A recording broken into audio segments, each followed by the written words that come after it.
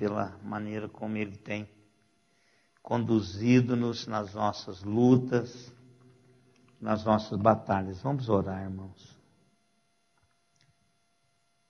Deus amado, nós queremos agradecer o Senhor pela bênção desse dia de hoje.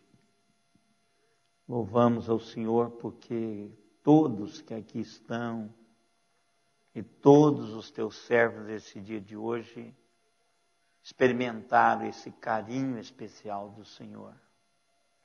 Sustentação, a provisão do Senhor.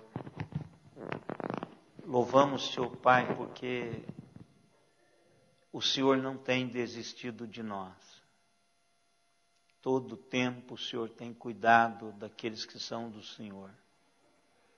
E nós queremos agradecer o Senhor por isso.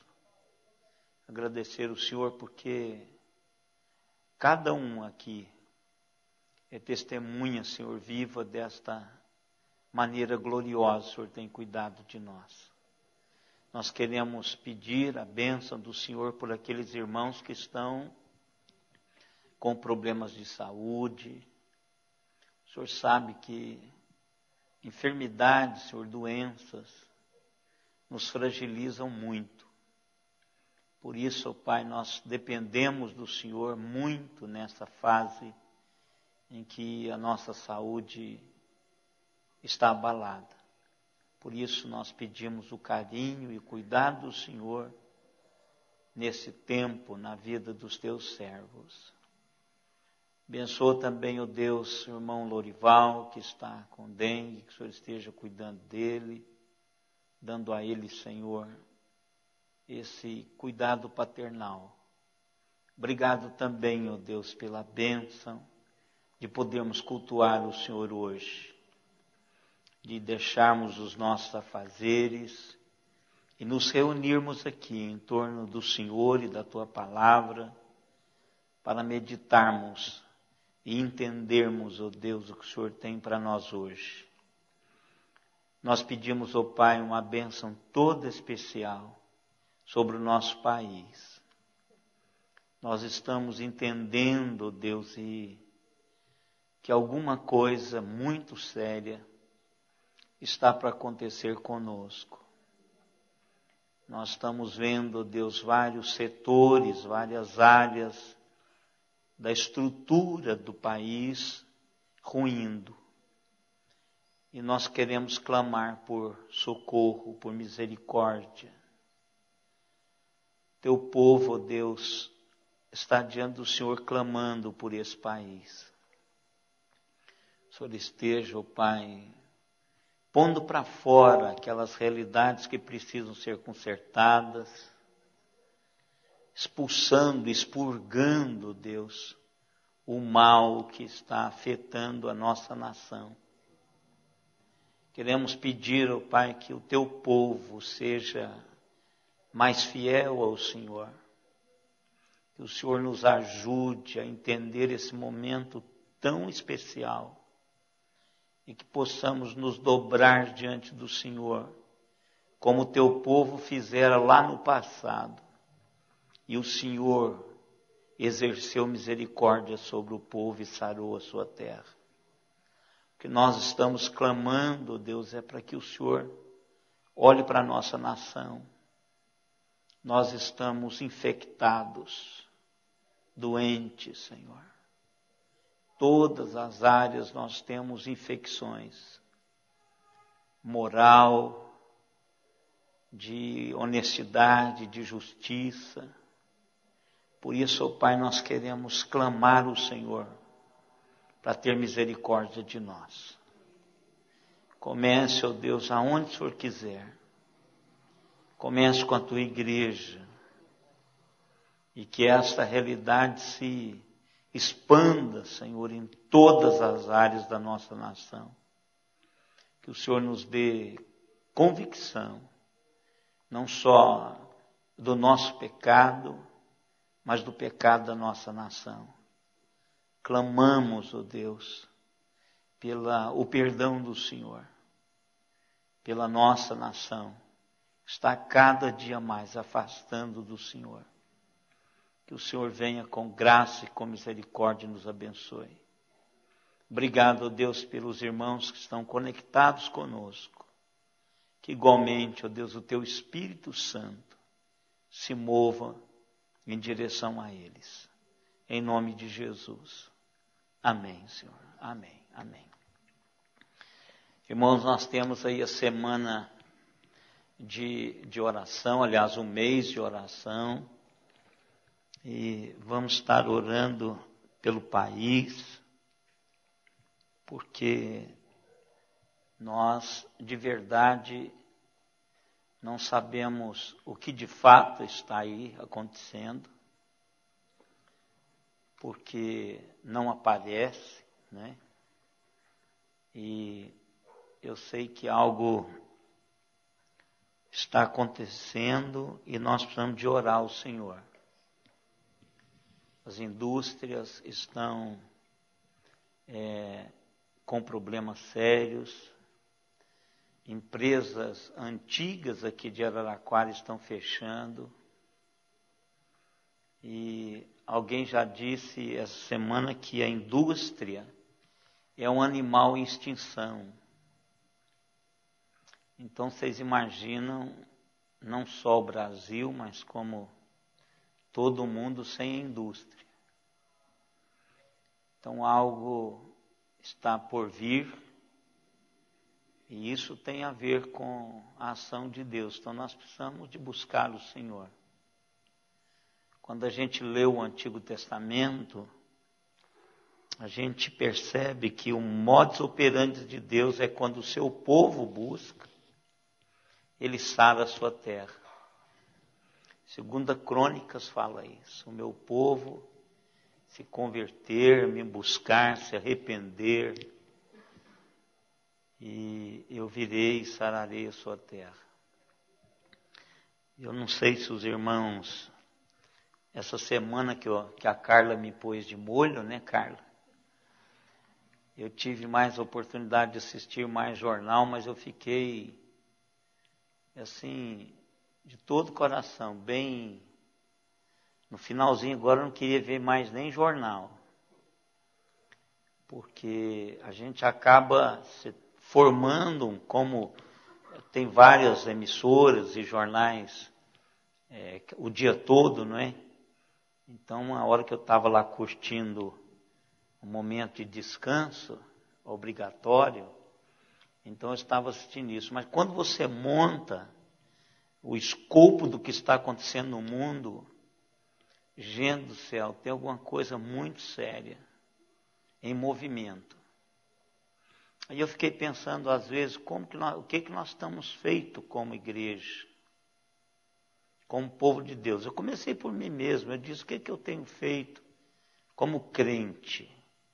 Pelo menos para orar, porque a gente não tem muita gestão, muita influência, mas nós temos um Deus que pode mover.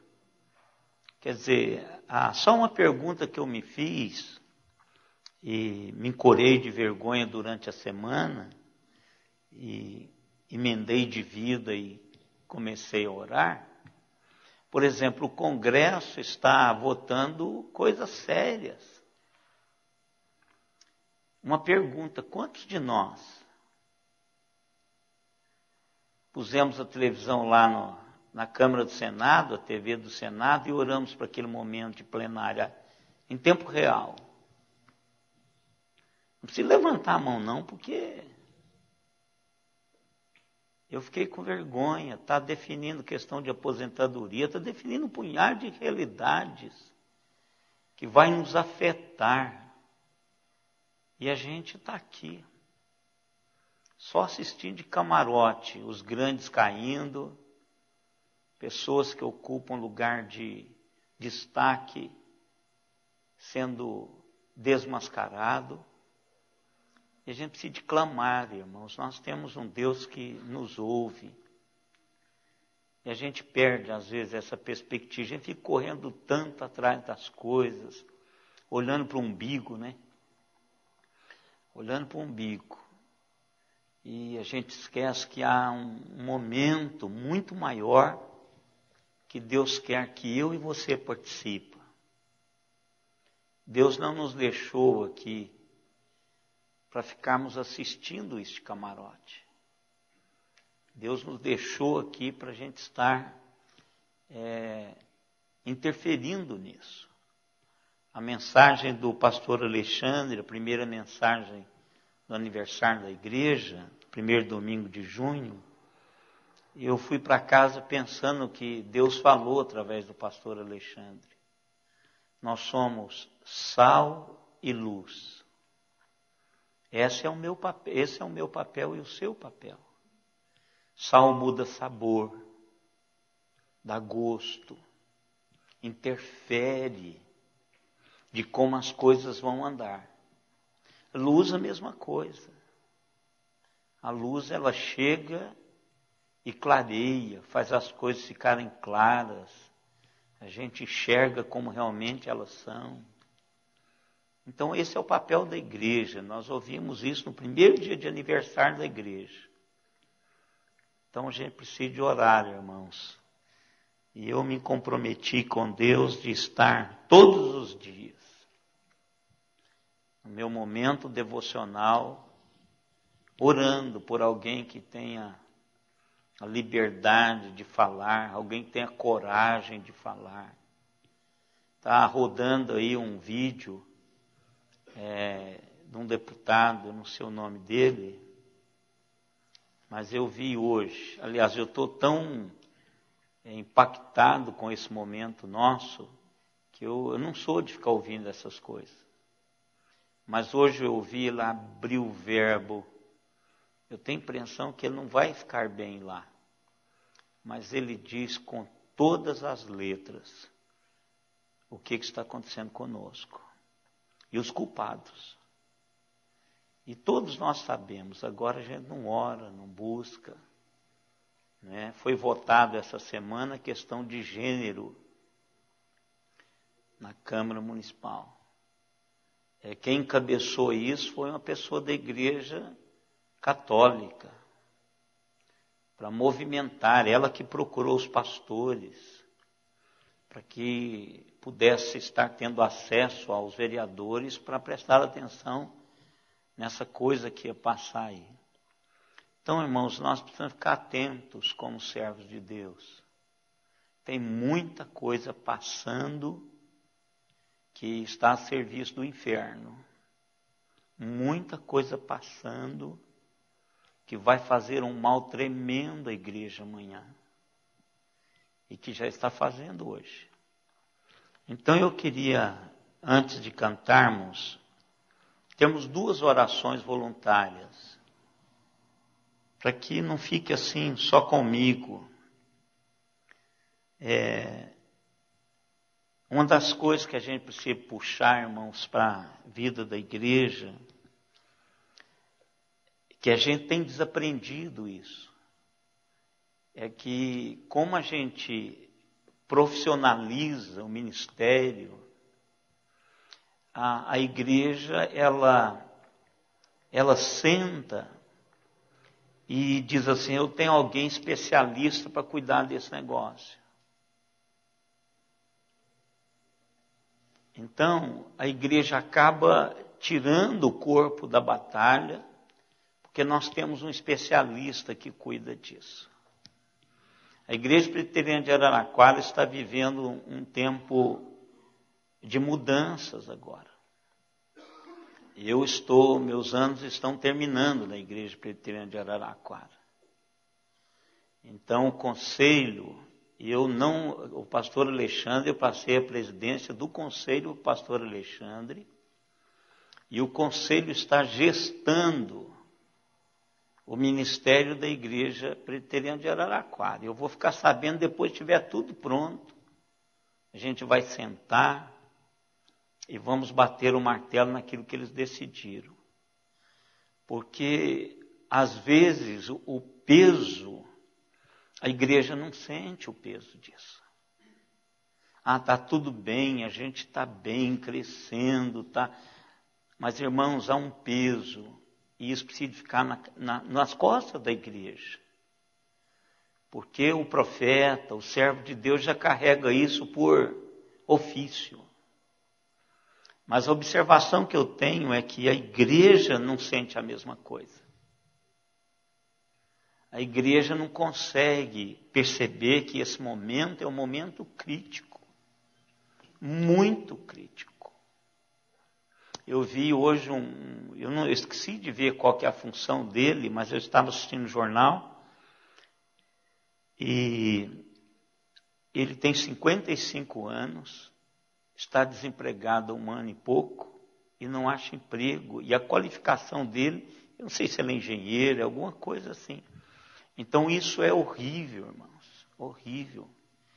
400%, tem uma cidade aí que já 400% de desempregados aumentou, é muita coisa. Então o que nós precisamos? Clamar ao único que pode mexer nesse negócio. Ao Deus, o meu e o seu. Ele já fez isso outras vezes. Já há uma jurisprudência. Isso é tão falado no direito e tão trabalhado no direito que no mundo espiritual também é a mesma coisa. Deus já agiu assim no passado. Então nós precisamos fazer isso.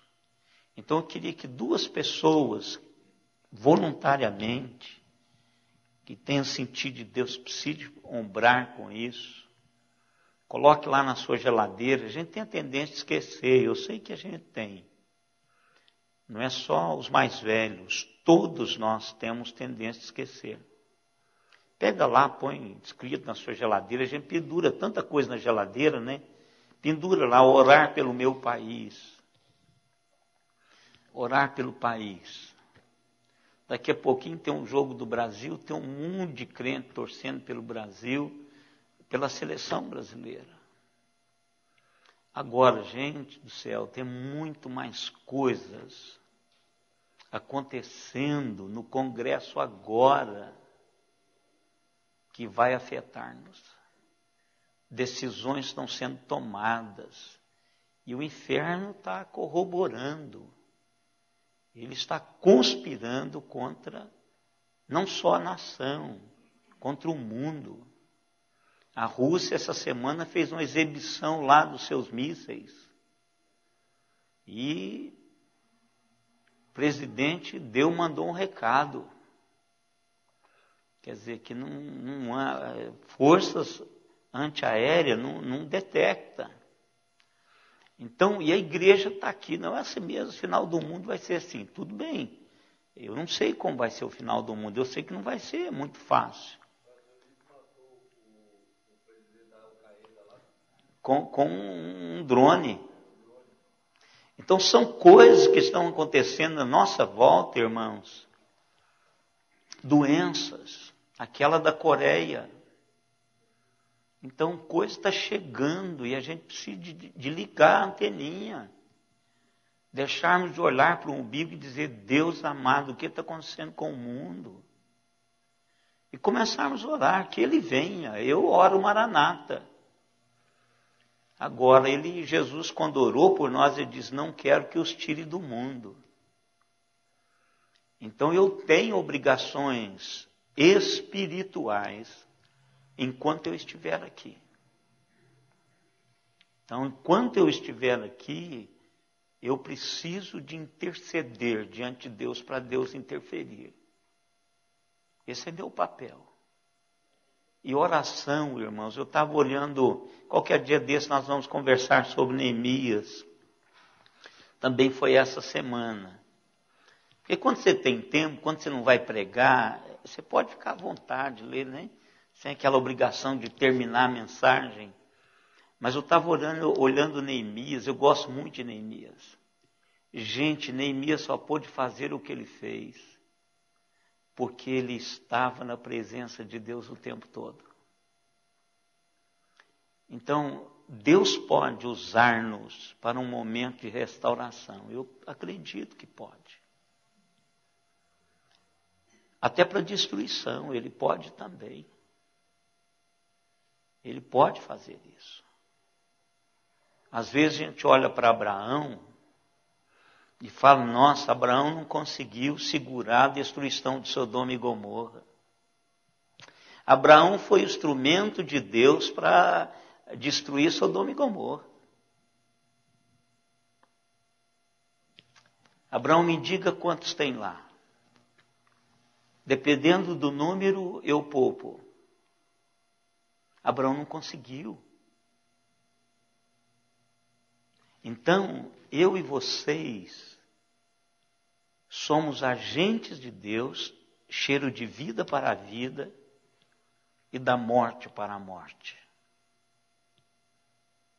Precisamos colocar esse coração, irmãos. E o nosso tempo passa. Logo, logo a gente está indo embora. E o que nós vamos deixar para os nossos filhos? Uma igreja forte, que crê num Deus que age, um Deus que pode impedir qualquer realidade já estabelecida. E quando é que a gente faz isso?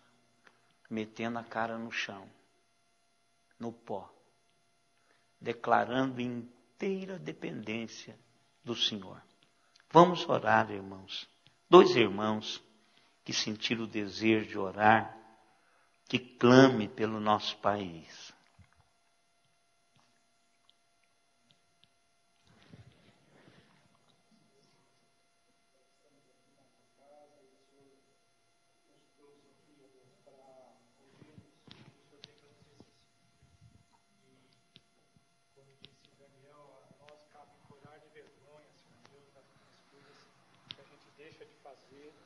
Daquilo que a gente deixa de orar, daquilo que nós, ó Deus, como testemunhas tuas, do teu amor, do teu poder, nós deixamos de testemunhar, Senhor. Perdão pelos nossos pecados, a começar dos meus pecados, Senhor.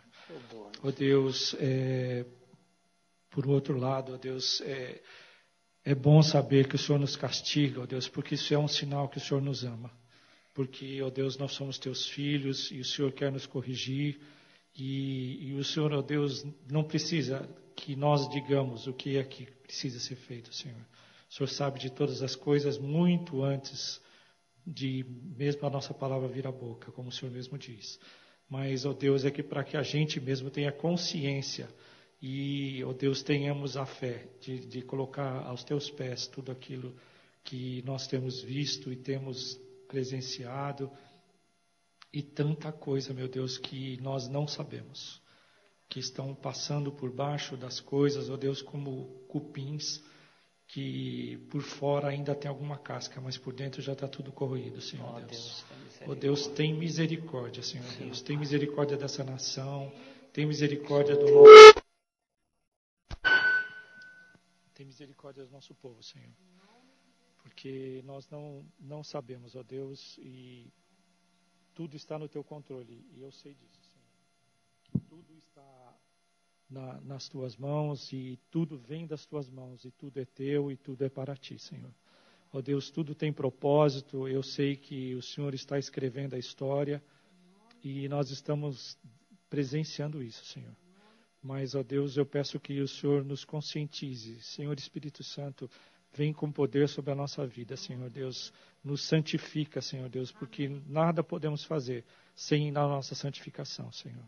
Ó Deus, tem misericórdia da tua igreja, das tuas igrejas, ó Deus, que se reúnem, que clamam a ti. Ó Deus, incomoda o nosso coração, ó Deus, para orar a ti de dia, de noite, e que aonde a gente estiver, ó Deus, realmente sejamos sal e luz. Ó Deus, nós precisamos, ó Deus, para o nosso próprio bem, que nós possamos, ó Deus, proclamar a tua vontade, Senhor. E não deixar passar entre os dedos tantas coisas que estão acontecendo, Senhor. Tem misericórdia, Deus. Tem misericórdia da nossa igreja e dá direção, ó Deus, aos nossos presbíteros, pastores, ó Deus, que nós chegamos a fazer a tua vontade, Senhor. Que aquilo que vier a fazer, que vier a ser feito, seja realmente a tua vontade, Senhor. E que tudo comece dentro de nós mesmos, Senhor Deus, porque tudo depende de nós, da nossa santificação, da nossa comunhão contigo, Senhor. Tem misericórdia de nós, a começar de mim, ó Deus, supre as nossas necessidades, meu Deus, supre os teus filhos, as pessoas que estão enfermas e que dependem, ó Deus, de hospitais, de tratamentos, ó Deus, está tudo tão corroído, meu Deus. Tem misericórdia.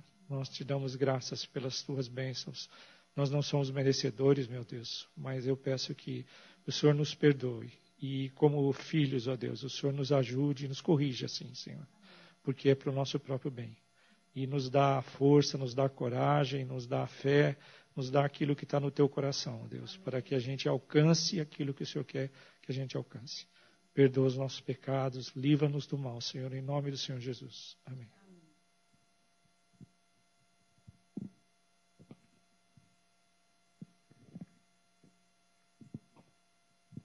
Mais uma oração.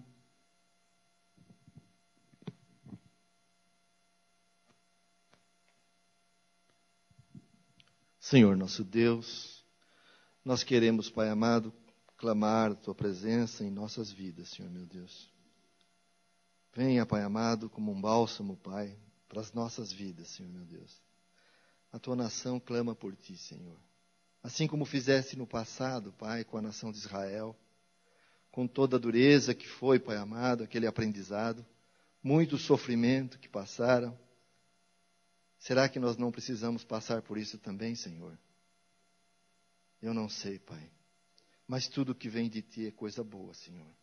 E nós a aceitaremos da forma como Tu enviarás. E nós clamamos por isso, Pai, porque a Tua nação já não suporta mais. Os Teus servos já não suportam mais, Pai. Há um crescimento, Pai amado, da comunidade evangélica nesse país, Senhor. Éramos 10 milhões, subimos para 30 milhões, Senhor meu Deus, e estamos caminhando, Pai amado, para que o evangelho todo seja espalhado nesse país, Senhor meu Deus. E nesse dia, Pai amado, quando isso for verdade, com certeza, Pai amado, a Tua nação também estará modificada para melhor, Senhor. E nós cremos nisso, Senhor meu Deus. Mas até lá, Pai amado, nós precisamos dos Teus cuidados para com a Tua nação. Ó Pai amado, coloca no coração desses governantes, Senhor meu Deus, a Tua palavra, Senhor meu Deus. Os Teus mandamentos, Senhor meu Deus. Submete, Pai amado, esses governantes, Senhor meu Deus, à Tua vontade. O Senhor tem poder para isso. Já aconteceu no passado, Senhor meu Deus, e nós clamamos por isso hoje, Senhor. Nós sabemos que o sistema político é corrupto, Senhor meu Deus. Nós sabemos que o sistema de escolha é viciado, Senhor meu Deus. Nós sabemos que existe todo um corporativismo, Pai amado. E nós sabemos que todos os poderes, na verdade, pertencem a um só poder, Senhor. Que é o poder do inimigo. E nós sabemos que Deus pode, Tu podes, Pai, resolver isso, Senhor meu Deus. Com a Tua força, com o Teu cuidado, com a Tua vontade, com o Teu querer, como já fizeste no passado, Senhor meu Deus. Por isso nós clamamos, Senhor meu Deus. Nós clamamos a Ti, venha em socorro da Tua nação, venha em socorro do Teu povo, Senhor meu Deus. Nós clamamos a Ti, Pai, em nome de Jesus, Teu Filho amado, Pai amado, que eu oro nesse momento, Senhor meu Deus, e peço, Pai. Amém. Amém, Senhor. Amém. Sim, meu irmão. Pode, meu irmão.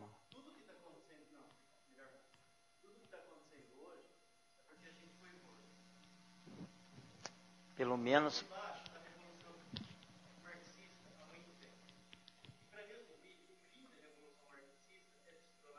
Uhum.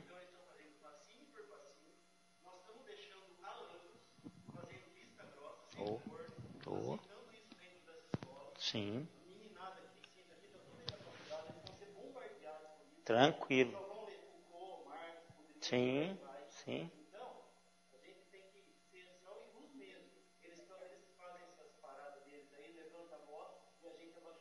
Sim.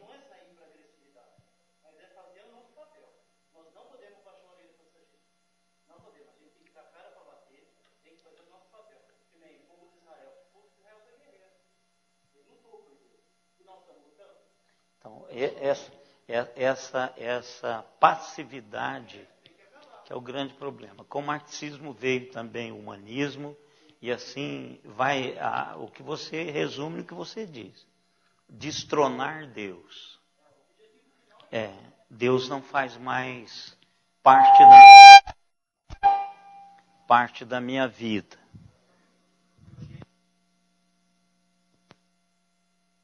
Acho que a bateria manter vermelha aqui, irmão.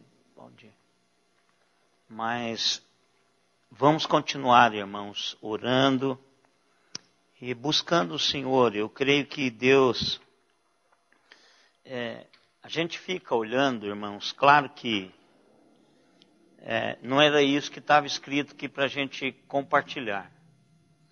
Mas como diz o meu professor de homilética, para a gente tomar muito cuidado com o que o nosso coração enche, porque o pregador, ele expõe aquilo que o coração dele está cheio. E como essa semana eu fui bombardeado com isso e pensando no papel da igreja, no meu papel como crente. Por exemplo, há muitas ações, irmãos, que são ações claramente malignas. Claramente malignas. Não precisa de ser um detector de demônios para saber que algumas ações que estão acontecendo no mundo, no Brasil, na nossa cidade, são malignas. Por exemplo, aquela menina que eles estruparam e jogaram do penhasco lá no Piauí, irmãos, eu não tenho dúvida. São adolescentes, esses meninos, claro, a Bíblia diz que é corrupto, que o homem nasce na sua corruptibilidade, mas o problema é que, deixa eu pegar o outro aqui, minha irmã, quando você troca aí. O problema é que a gente esquece que o demônio nisso. São adolescentes, como é que pode? Quer dizer, a menina de 17 anos parece, sonhava ser médica.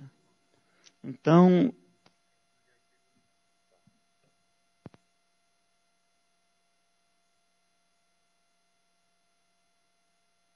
precisa de detectar isso como crente.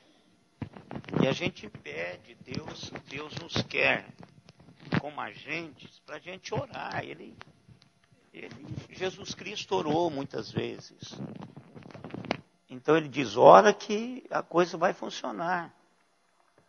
Então vamos orar, irmãos, vamos fazer uma cultura de oração, para que a gente possa, você está andando na rua, está vendo crianças, olha, você não precisa de falar o nome, você não precisa de aparecer.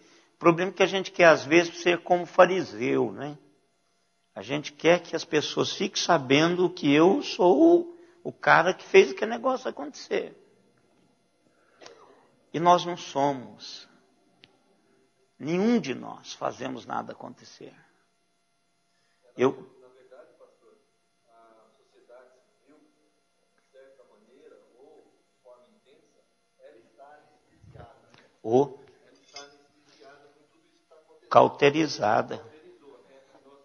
Nós vemos hoje, no jornal, só fala barbarismo, só apresenta barbaridade, né?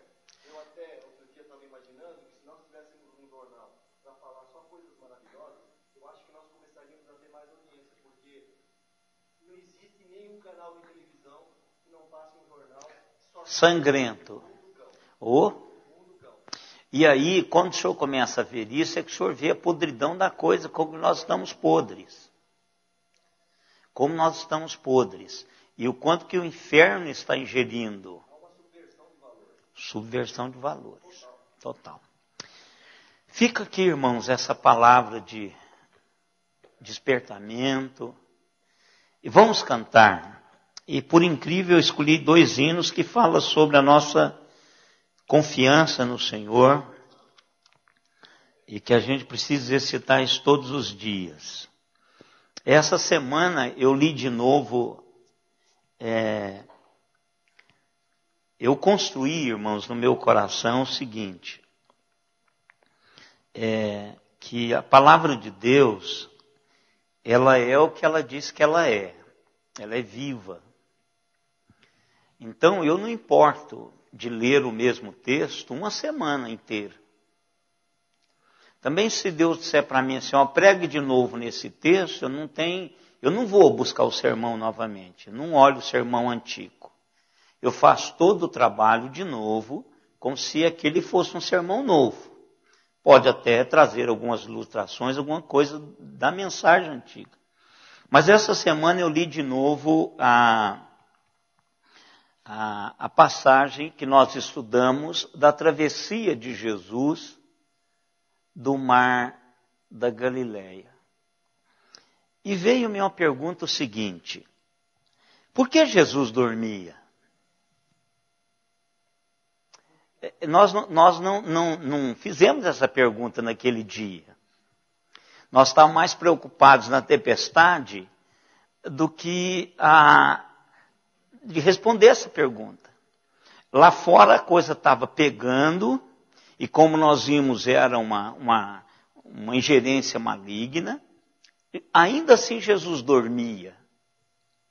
Por que Jesus dormia?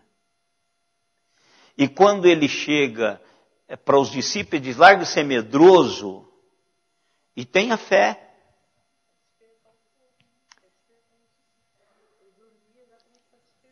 Pois é, mas a pergunta é: por que Jesus dormia? Sim, senhora. Sim, senhora. Ele confiava no Pai dele. Fé, irmãos, confiança. Por isso que ele diz, vai ser medrosos. Ou seja, por que vocês não colocam isso que vocês diz crer na prática? Então, a gente precisa confiar em Deus, irmãos. É fácil? Não é, porque senão nós seríamos expertos da fé. E às vezes nós não somos. Não é? Então, o que nós precisamos é exercitar isso. E aqui tem 2 hinos que nos chamam para fazer isso. Vamos colocar em pé e vamos cantar o 92 e o 93.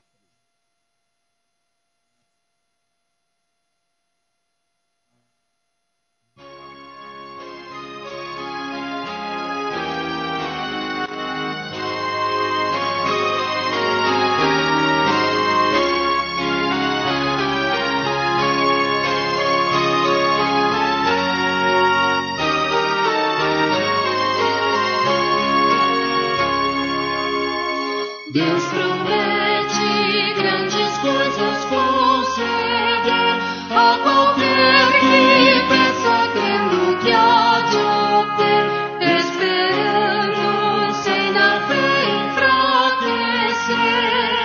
O Senhor a fé contemplará. Tua fé, Jesus, contemplará. Senhor Deus, Jesus promete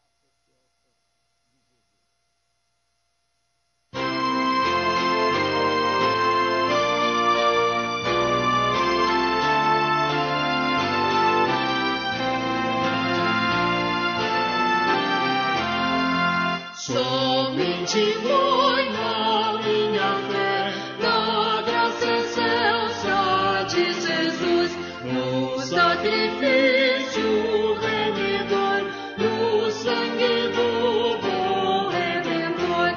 A minha fé e o meu amor estão firmados no Senhor, estão firmados no Senhor. Se não me pôs na paz viver, é pela fé que vou viver. Em cada trânsito a suportar, eu hei de nele confiar. A minha fé e o meu amor estão firmados no Senhor, estão firmados no Senhor. A sua graça é muito real, abre por trás do temporal. Ao reservar-me a tentação, me fortalece sua mão. A minha fé e o meu amor estão firmados no Senhor, estão firmados no Senhor.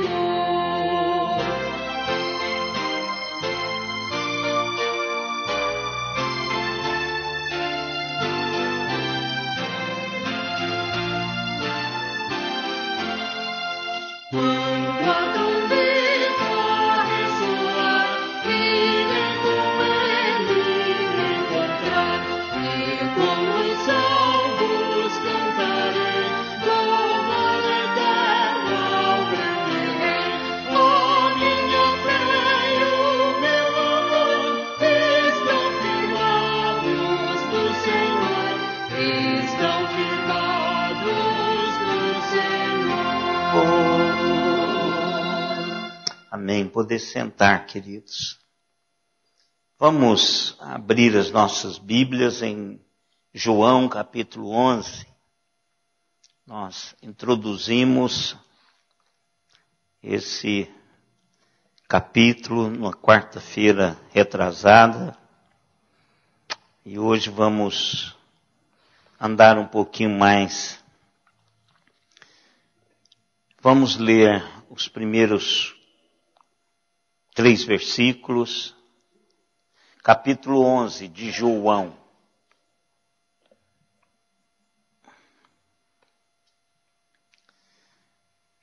Estava enfermo Lázaro de Betânia, da aldeia de Maria e de sua irmã Marta. Esta Maria, cujo irmão Lázaro estava enfermo, era a mesma que ungiu com bálsamo o Senhor e lhe enxugou os pés com os seus cabelos. Mandaram, pois, as irmãs de Lázaro dizer a Jesus: Senhor, está enfermo aquele a quem amas. O texto que nós, aliás, a meditação que nós fizemos na quarta-feira passada, eu dei uma paradinha para falarmos desta fé e dessa confiança. E eu queria começar de novo com o que eu terminei na quarta passada. Caminhar com Deus tem a ver em ter uma experiência com Deus. A gente não faz isso por osmose. A gente não faz isso por conveniência. A gente não faz isso simplesmente porque é bom, vai fazer bem. A nossa fé, ela é construída a partir da nossa intimidade com Deus. A partir do que nós experimentamos de Deus. Uma das palavras que eu tenho maior pavor escrito na palavra de Deus. Deixa eu perguntar antes de eu dizer, você tem alguma palavra na Bíblia que você tem pavor de ouvi-la? direcionado a você algum dia?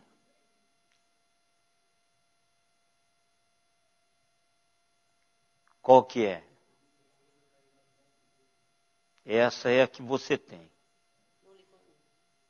Não lhe conheço. Essa é a que eu tenho. Essa para mim vai ser a palavra mais terrível que pessoas irão ouvi-la. Eu não vos conheço. Essa é uma palavra que... E o problema é que não vai ter mais tempo de fazê-lo conhecer-me. Não está dizendo que eu não o conheço, mas ele não me conhece. Essa é uma diferença muito grande. Às vezes, a gente não constrói a nossa caminhada com Deus neste conhecimento mútuo. Essa semana eu achei um negócio fantástico. Semana foi bom, viu, irmãos? Viu, Carla? Foi bom essas férias que você me proporcionou. Eu ouvi, vocês viram aquela reportagem, quem gosta de futebol, do Mini Cássio, o menininho que torce o tempo todo nas costas do pai dele. Ele é chamado Mini Cássio. O Cássio é goleiro do Corinthians? Goleiro do Corinthians. E ele veste igual o Cássio. E o Cássio já esteve com ele já entrou com o Cássio num jogo do Corinthians. E ele veste igualzinho o Cássio. Por exemplo, se o Cássio está vestido de amarelo, ele está vestido de amarelo, com as luvas de goleiro e na pescoço do pai dele. E ele, tal. Aí quando terminou a entrevista, foi um par, não sei qual dos canais, quando terminou a entrevista, o camarada diz assim para ele assim, quer dizer que o Cássio é seu ídolo? Ele diz, meu ídolo não, ele é meu amigo. Sabe essa tiara aqui? De quem é essa tiara? Ele tirou a tiara da cabeça. É tiara mesmo? Aquele plano que o Cássio põe na cabeça para segurar o cabelo para trás ali, né? Bandana chama? Sabe de quem que é esse negócio aqui? O repórter diz, não, é do Cássio. Ele me deu. Gente, claro que respeitando todas as dimensões, é disso que eu estou falando. Eu conheço o Cássio. Ele não é meu ídolo, porque eu não sou corintiano e não tenho ídolo no esporte. Mas aquele menino sabe e conhece, tem um coração pulsando pelo Cássio. E pelo jeito o Cássio também tem por ele. Tem por ele. Eu não sei o que motiva, mas pelo jeito tem. O cara tirou uma peça, deu para ele. Ele deve ser alguém que sempre vê o Cássio. Ele não é o meu ídolo, ele é meu amigo. É disso, irmãos, que Maria tinha com Jesus. Essa família era uma família que usufruía não só de conhecer a Jesus, mas experimentou. Olha como começa o texto, irmãos. Esse texto começa um texto de uma desesperança absoluta, esse negócio. Esse texto aqui é um texto que vai caminhar para um momento em que vai ser uma desesperança absoluta. Enquanto está lá com febre alta, enquanto ele está lá gemendo, ele está na esperança de que alguma coisa vai acontecer. Mas esse quadro vai desenvolver a uma desesperança absoluta. É uma família de gente crente. E muito crente. O Espírito Santo começa com um relacionamento. Qual relacionamento? Essa Maria, ela adora Jesus por trás. ela adora Jesus e ela não era bem-vinda ao lugar onde ela adorou Jesus. Ela era uma mulher pecadora. Ela derrama, ela chora aos pés de Jesus. Por trás de Jesus, Jesus estava sentado para comer, com os pés para trás, como o judeu faz. E ela lavou, ela derramou o bálsamo, ela chorou aos pés de Jesus. Ou seja, ela recebe uma realidade, ela tem um relacionamento pessoal com Jesus. E aí o que acontece? A irmã vem, o irmão vem, a família de Betânia era a família de Jesus. O texto diz que quando Jesus estava em Betânia, ele se sentia em casa. Ele se sentia em casa. Então, irmãos, essa fé, essa realidade que a gente constrói com Deus, é uma realidade que começa com a conversão real. Quem é Jesus para mim? Ele me conhece. Ele é meu amigo, ele é meu amuleto. Ele é meu amigo, ele é meu ídolo. Ele é meu amigo, ele é meu salvador, ele é o meu Senhor ou ele é minha muleta? Quem Jesus é para mim? Quem Jesus é para mim? Eu tenho intimidade com ele, eu posso falar dele com meu coração cheio de realidades construídas dentro de um convívio, de um relacionamento todo o tempo com esse Deus. Porque se assim for, irmãos, a gente vai caminhar numa experiência sempre crescente. Não importa as circunstâncias. Porque eu sempre vou saber que mesmo em meio à tempestade eu posso dormir. E não é o que acontece conosco com a maioria de nós, irmãos. Não é. A nossa teologia, ela é boa, é uma teologia sadia, mas a nossa prática foge à nossa teologia.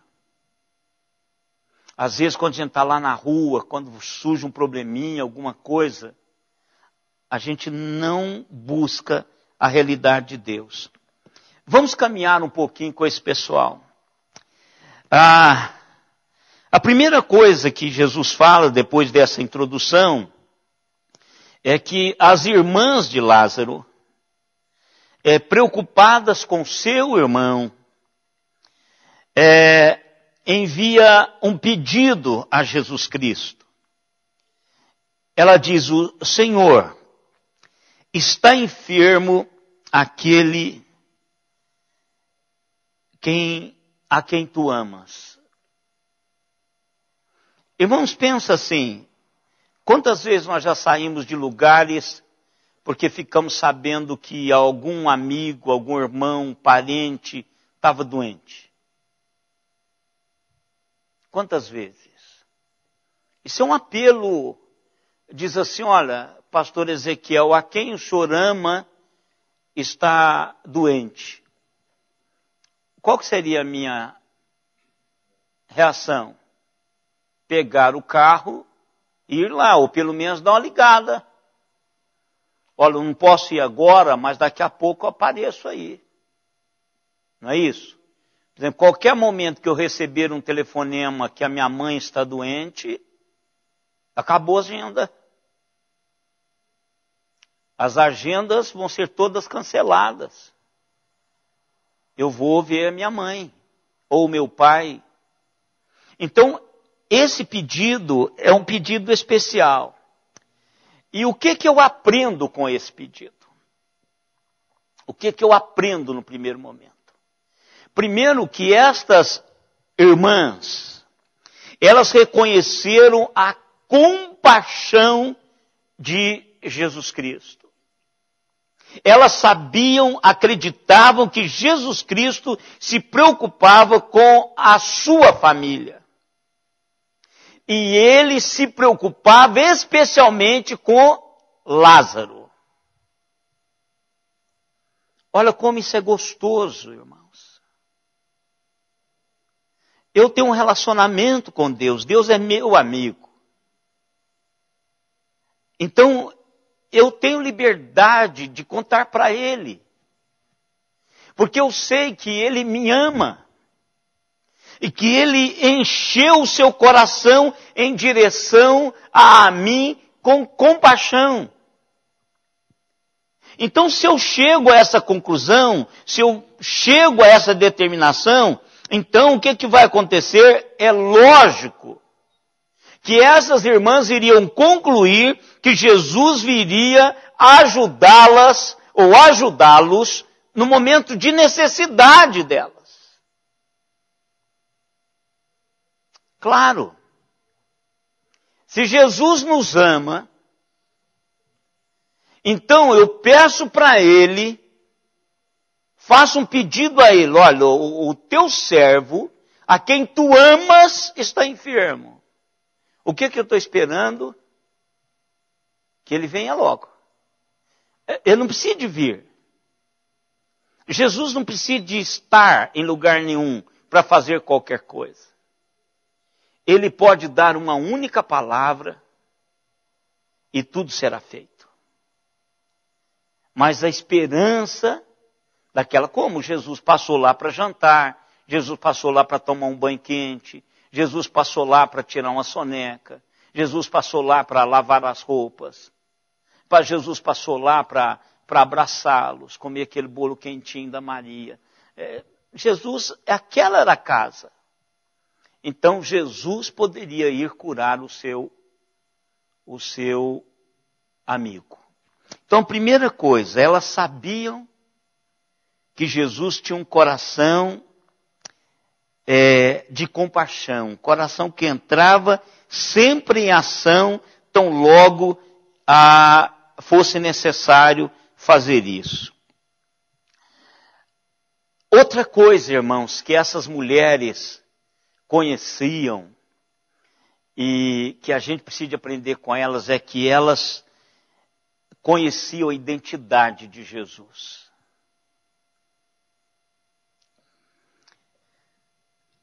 O que é isso? É quando eu sei quem Jesus é. Eu não preciso de outras informações. Eu não preciso de ler nenhum livro, nenhum compêndio teológico de cristologia para eu ser convencido da identidade de Jesus. O Espírito Santo de Deus já fez o serviço que ele tinha que fazer na minha vida antes de eu ir para o seminário com relação à identidade de Jesus Cristo. Quando nós olhamos o verso 27, pode pegar lá o verso 27. A Marta declara que ela acredita que Jesus é o quê? O Cristo, o Filho de Deus. Olha que coisa fantástica essa família tem. Olha que estrutura que elas constroem. Então, elas viram já Jesus curar outras pessoas. Elas sabiam que Jesus carregava essa realidade na sua vida. E elas sabiam quem Jesus era. Então ele poderia vir curar sim o seu irmão. Um exercício de fé. Eu sei quem Deus é. Eu sei quem Jesus é. Eu sei do meu relacionamento, eu conheço Jesus e Jesus conhece a mim. Há um relacionamento íntimo. O Espírito Santo de Deus compartilha o meu espírito de que assim é. Ninguém precisa dizer para mim, ninguém precisa dizer para você. Quem faz isso é o Espírito Santo de Deus. Ele testifica ao meu espírito e ao seu espírito de que Deus é o nosso Pai. E Ele quer relacionar conosco de uma maneira profunda. Agora veja outra coisa que eu acho que fantástico nesse início de conversa.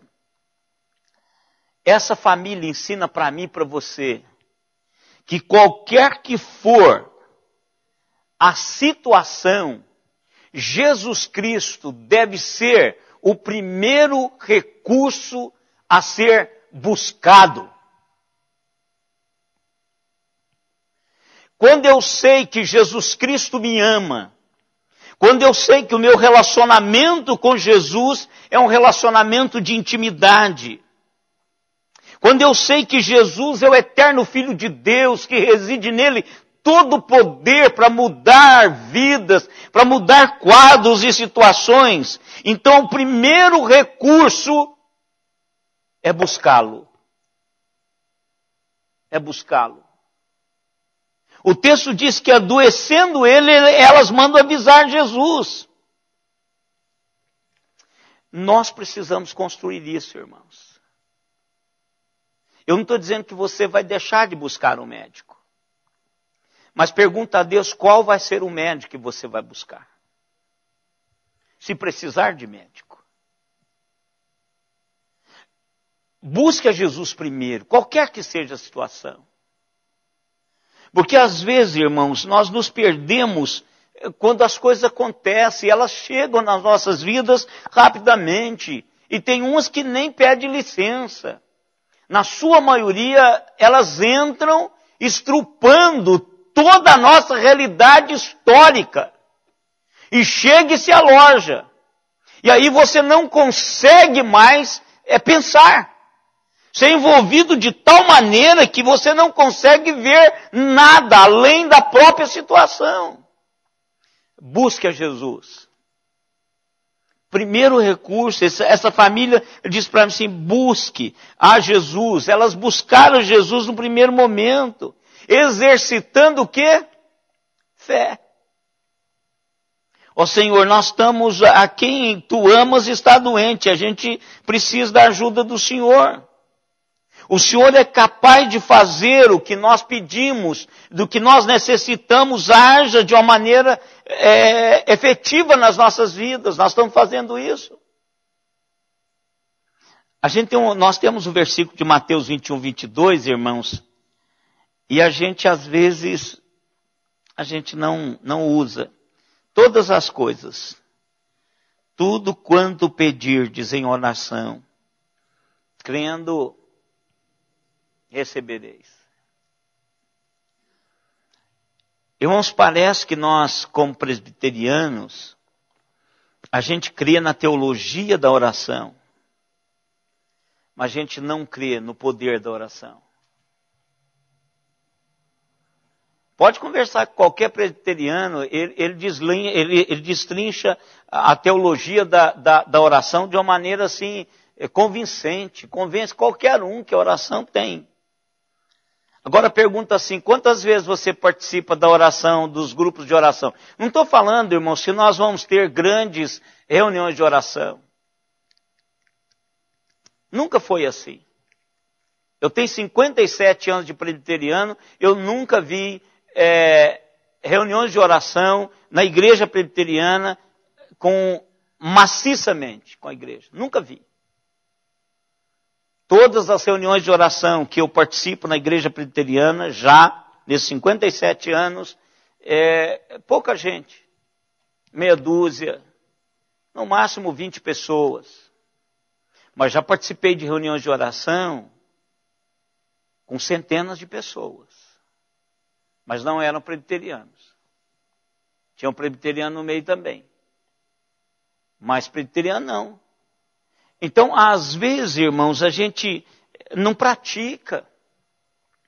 E quando nós nos reunimos para orarmos juntos, nós construímos uma realidade espiritual, irmãos, como a igreja.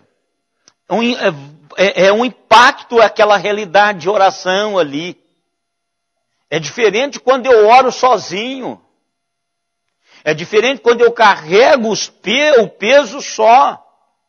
É diferente. A minha oração, que eu venho aqui toda terça-feira às 7, só não venho quando estou impossibilitado mesmo. O meu grupo de oração é o da terça-feira às 7 horas da manhã. Você pode ir em qualquer outro, que tem vários outros, tem um da segunda-feira, que é um grupo longo, acho que é um dos grupos de oração de mais tempo, é o da segunda-feira. Então, que o senhor faz parte, né, irmão Marcos? Então, não importa, não estou dizendo para você vir todo mundo na terça-feira. Mas acha um momento em que um grupo de pessoas reúne e oram para que você possa construir essa intimidade com Deus para buscar do Senhor. Porque o texto está dizendo que Ele ouve. Agora, a gente precisa caminhar no texto de João 11 para entender os propósitos de Deus quando eu oro. Não há um texto melhor do que este, irmãos, para dar a mim a percepção, a cosmovisão de como é que Deus age quando o seu povo ora. Porque aqui é uma oração. Marta e Maria, elas estão desesperadas. O irmão, irmãos, isso aqui na família judaica da época era muito importante. Se esse irmão morre, elas ficam desamparadas. Não tem um guardador, não tem um provedor. Então, aquele momento era como se o chão estivesse abrindo para elas. Então, elas oram ao Senhor. Quarta-feira a gente continua.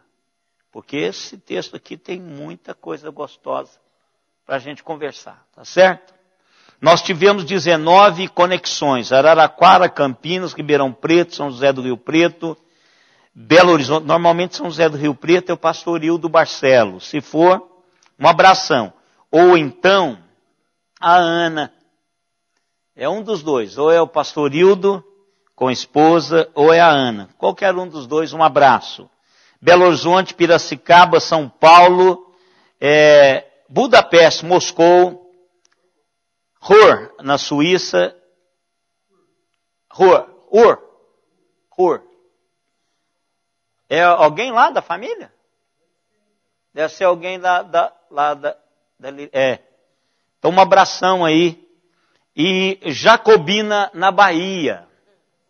Deus abençoe ricamente a todos vocês. Vamos orar, irmãos, vamos colocar em pé, vamos agradecer a Deus por esse tempo.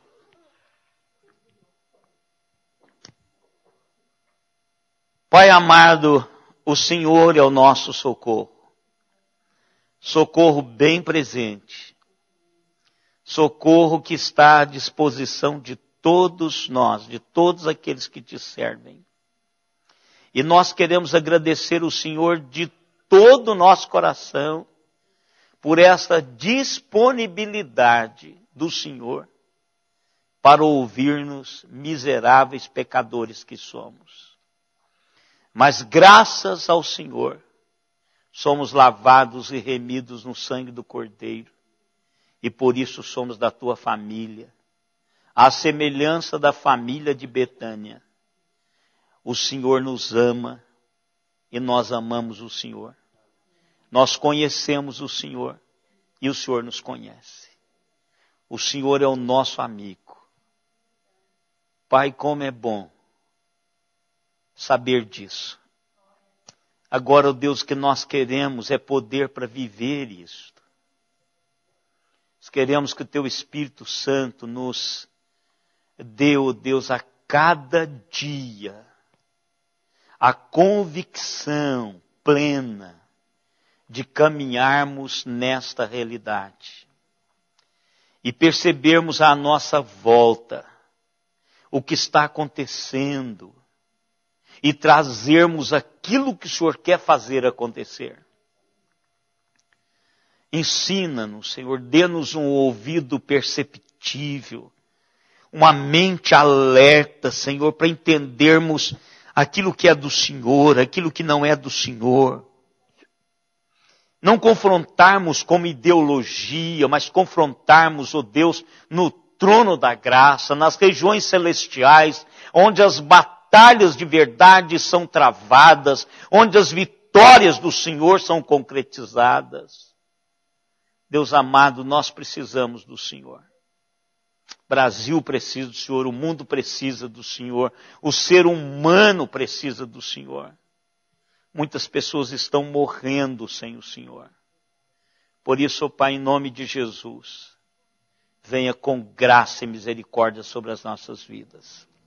E agora, irmãos, que a graça do Senhor Jesus Cristo, o amor de Deus, o nosso eterno Pai, a comunhão, as consolações e o poder do Espírito Santo estejam em nós e sobre nós, até aquele dia, quando com Ele nós nos encontraremos. Amém, Senhor. Amém.